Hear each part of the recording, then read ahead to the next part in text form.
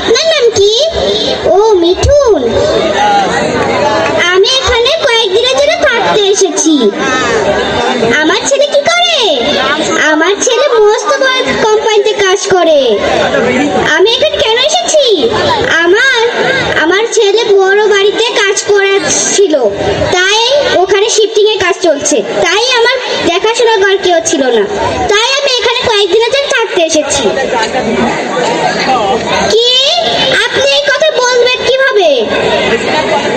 আচ্ছা যেহেতু আপনাকে কথাটা বলা ঠিক না, তবুও বলছি, আমার ছেলে এরকম কাজ কোনোদিনও করবে না।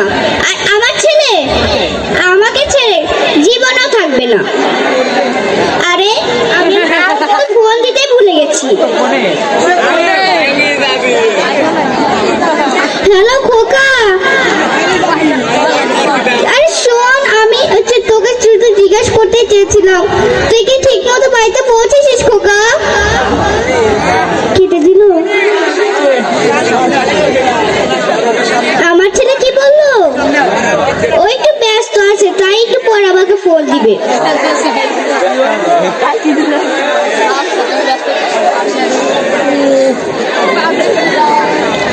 আপনি আবার এরকম করা শুরু করেছেন। আমি বলেছি না আমার ছেলে আমার সাথে কোনোদিন এরকম ব্যবহার করবে না। আচ্ছা, আমার ছেলে তো আমাকে কয়দিন পর নিতে চলেই আসবে, আর আপনার দিকে তো কেউ চোখেও তাকাবে না। হিংসুটি কোথাকার।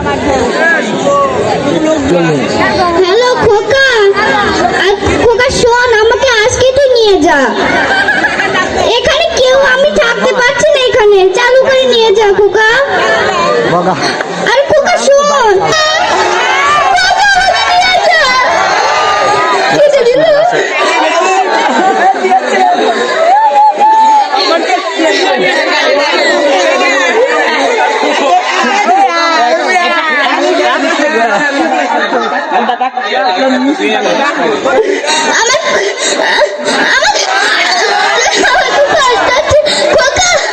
আপনি একটা কাজ করবেন, আপনি আমার ছেলেকে একটাবার ফোন দিবেন।